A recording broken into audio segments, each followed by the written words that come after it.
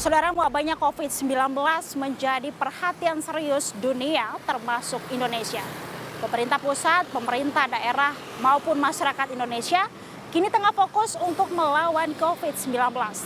Demikian juga halnya dengan sejumlah media, baik media sosial, media televisi maupun media cetak yang setiap harinya menginformasikan terkait perkembangan COVID-19 di Indonesia. Namun masih ada masyarakat Indonesia yang belum paham bagaimana seharusnya menggunakan media sosial dengan bijak. Hal inilah yang terjadi dengan seorang pria di Balikpapan yang saat ini menjadi tersangka penyebaran berita bohong atau hoax di akun media sosial miliknya. Lalu bagaimana perkembangan kasus ini yang saat ini ditangani oleh Polresta Balikpapan dan bagaimana awal mulanya kasus ini? Ikuti penelusuran kami.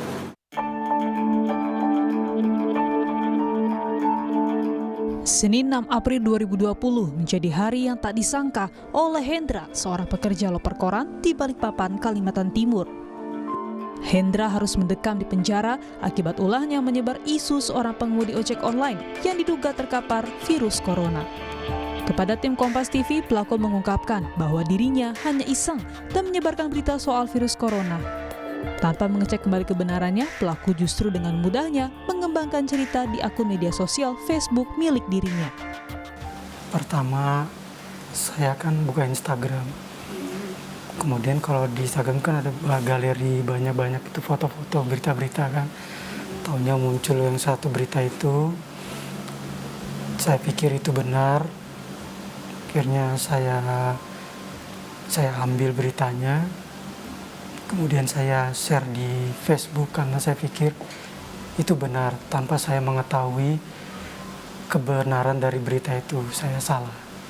Waktu itu Mas Hendra, yang ada di pikiran Mas Hendra setelah baca beritanya itu apa? Saya pikir itu benar, itu aja. Iya. Langsung tertarik mau share ke Facebook? Iya benar, tanpa bermaksud menyinggung siapapun. Sempat kaget dan merasa bersalah juga karena menyebarkan sesuatu yang tanpa tahu kebenarannya. Tapi nggak ada kepikiran kalau polisi mau datang? Tidak ada sama sekali. Sekarang perasaan gimana? Menyesal atau? Saya pribadi menyesal dan merasa bersalah atas perbuatan saya tanpa meng-cross-check kebenaran berita tersebut terlebih dahulu.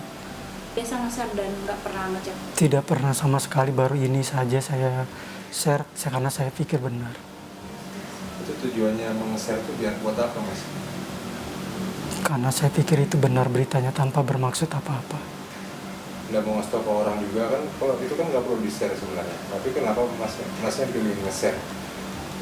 Berita itu kan pasti ada maksud tujuannya, apa biar rame ke Facebooknya atau buat apa gitu? Nggak ada maksud apa-apa, saya pikir beritanya benar itu aja. Sudah lama main Facebook, Mas? Jarang, sama sekali jarang. Masa sekarang ada penyesalan ya, Mas? Sangat menyesal dan bersalah, Pak. Jadi tahu nggak sekarang gimana kalau mau nge-share informasi itu? Jadi tahu, Pak, Seperti apa, Mas? bahwa sangat menyesal bahwa tanpa mengetahui kebenaran berita itu terlebih dahulu.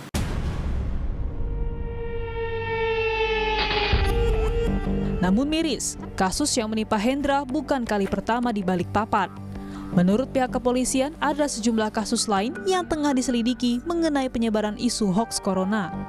Polisi menjelaskan, kasus penyebaran isu hoax corona didapat dari masyarakat yang merasa resah karena postingan pelaku di media sosial.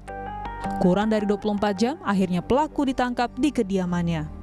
Memang betul, Polresta Balikpapan dalam hal ini Satreskrim Polresta Balikpapan telah mengamankan saudara AW ini, ya, di mana unit cyber Polresta Balikpapan melakukan patroli cyber dan menemukan akun atas nama HAW tadi, ya, memposting dengan sengaja tanpa hak menyebarkan berita bohong dan menyesatkan yang mengakibatkan kerugian. Dalam hal ini sebagaimana yang dimaksud dalam pasal 28 ayat 1 junto pasal 45 A Undang-Undang RI nomor 19 tahun 2016 tentang perubahan atas Undang-Undang Nomor 11 Tahun 2008. Sehingga tim cyber melaksanakan penyelidikan dan berhasil mengamankan saudara HAW. Unit cyber melaksanakan patroli cyber itu bahwa saudara HAW ini memposting pada malam hari, kemudian sore hari berikutnya itu sudah kita amankan. Sebetulnya realnya itu kan hoax Pak. Sebetulnya yang real dari postingannya ini apa? Sebetulnya bahwa saudara HAW ini memposting kejadian yang ada di tempat lain, ya, yang mana gambar atau video ini di screenshot, ya, yang ternyata bahwa gambar yang di screenshot itu tidak betul, artinya bukan terkena virus COVID-19, tapi yang bersangkutan memposting dengan kata-kata Gojek kena COVID-19. Ini tersangka sudah diamankan, ya, dan sudah kita lakukan pemeriksaan. Hal yang ini ya sensitif sekali. Kira-kira sejak kejadian corona ini Pak, ada polisi kira-kira sudah menghimpun berapa banyak hoax yang terkait dengan COVID-19? Terkait berita-berita bohong, tentu jajaran Satreskrim Polresta Balikpapan telah melakukan beberapa langkah, ya.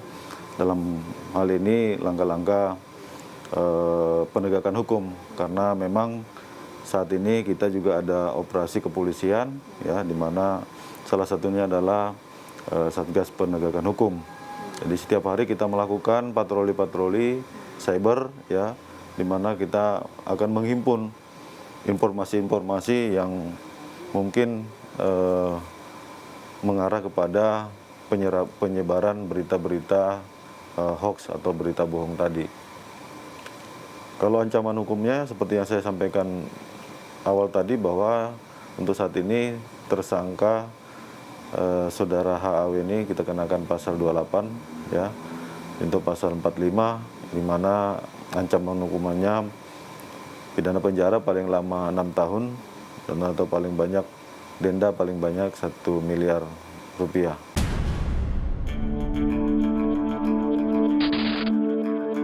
Kasus ini bermula saat Hendra yang tengah mendapat informasi sebuah gambar pengemudi ojek online yang terkapar di atas sepeda motor. Tanpa menunggu dan berpikir panjang, pelaku Hendra mengambil foto dan membagikannya ke situs jual beli melalui akun Facebook milik dirinya. Pelaku pun menambahkan narasi cerita foto yang ia bagikan dengan kalimat yang sedikit diubah, yakni foto ojek online kena COVID-19. Astagfirullahaladzim.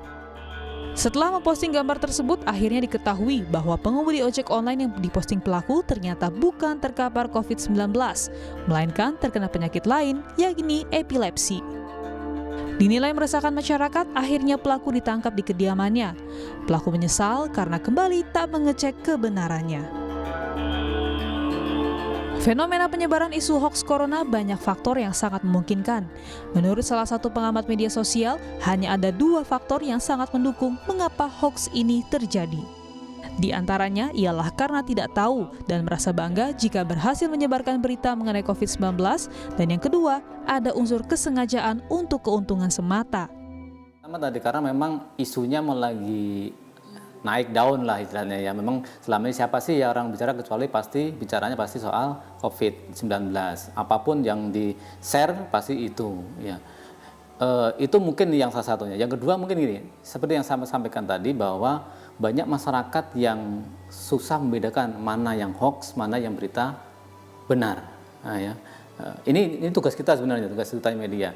Mungkin yang perlu diberitahukan kepada masyarakat adalah tadi ketika dia menerima informasi berita apapun harus segera cek and recheck. Kan banyak yang harus dilakukan nih, apakah membaca, mencari berita-berita online yang media mainstream atau cari informasi atau orang yang paham, gitu. Nah kecenderungan sekarang ini enggak. Orang begitu menerima informasi di grup media mereka dengan paling cepat untuk meng-share ke media lain. Ini yang menurut saya harus dihindari itu. Makanya sekarang ini kan tadi saya baru saja membaca hampir 1.200 lebih berita hoax tentang COVID-19. Itu yang sekarang pemerintah menurut saya, kenapa itu harus terjadi gitu loh. Ketika kita sedang bagaimana fokus menangani corona yang seperti supaya segera berlalu, tapi justru banyak orang-orang yang memanfaatkan itu gitu. Marilah kita bermedia sosial yang benar. Ketika kita mengetahui informasi soal COVID-19, cari informasi yang benar. Jangan mudah butuh ada informasi yang masuk langsung di-share.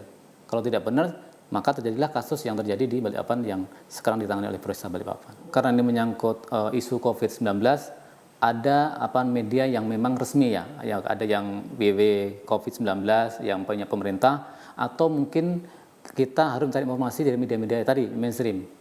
Ya, itu yang penting.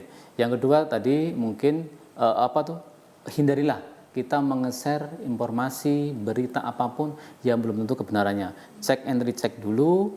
Kalau memang benar silakan ke share. Artinya apa? Kalau share yang positif, insya Allah ini kan bermanfaat juga kepada masyarakat. Karena apa? Selama ini yang dibutuhkan masyarakat adalah sesuatu yang memiliki nilai positif. Karena sering kita mendapat informasi dari orang-orang yang sudah sembuh ataupun dari keluarga tersebut, ternyata apa? Ketika mereka dapat informasi hal-hal yang positif yang membuat kita optimis untuk sembuh, untuk menyelesaikan persoalan ini, ternyata justru itu menambah menjadi sebuah obat untuk itu. Tetapi kalau mendapat informasi yang tidak benar, yang membuat kita justru was-was dan sebagainya, yang kita panik, justru mereka akan menambah tingkat imun dan kekebalan tubuh kita ini menjadi lebih drop. Kasus hoax mengenai virus corona di Balikpapan sendiri yang ditangani polisi sudah menetapkan 3 tersangka lainnya sejak Januari 2020. Kami rangkum yang pertama, kasus hoax pada 29 Januari 2020. Dalam unggahan Facebook mengenai pasien corona di salah satu rumah sakit Balikpapan, pelaku menuliskan cerita jika ada salah satu pasien yang positif corona dan baru datang dari Tiongkok. Penyebar hoax ini pun kemudian ditangkap pada 30 Januari 2020. Tak berselang lama, pada bulan Februari, asisten rumah tangga ditangkap karena menyebarkan hoax mengenai virus corona yang telah menyebar di kota Balikpapan. Informasi yang tak kembali dicek kebenarannya ini pun akhirnya diposting pelaku di halaman media sosial. Akhirnya, pelaku pun ditahan polisi dengan ancaman maksimal pidana 7-10 tahun penjara. Dan yang terakhir ialah seorang loper koran yang ditangkap pada 5 April 2020 terkait hoax ojol terkena virus corona yang ia sebarkan melalui akun Facebooknya. Padahal foto ojek online yang dibagikan dirinya di laman media sosial bukan terkapar karena virus corona, melainkan terkena penyakit epilepsi. Apakah Anda salah satu yang belum paham bagaimana seharusnya menggunakan media sosial dengan bijak? Jika belum, belajarlah dari kasus ini. Alangkah baiknya setelah membaca, Anda harus memastikan apakah informasi tersebut benar dan apakah bermanfaat untuk disebarluaskan. Tersangka meski kini hanya menjalani wajib lapor, namun tetap harus menjalani proses hukum. Jangan sampai Anda juga terjebak dalam kasus yang sama. Bijak menggunakan media sosial adalah kunci untuk melindungi diri sendiri, keluarga, dan sesama dari ancaman ketakutan pandemi COVID-19. Paulina Jaru, Yanuaris Pandadu, Iskandar Amir Dahlan, Kompas TV Balikpapan, Kalimantan Timur.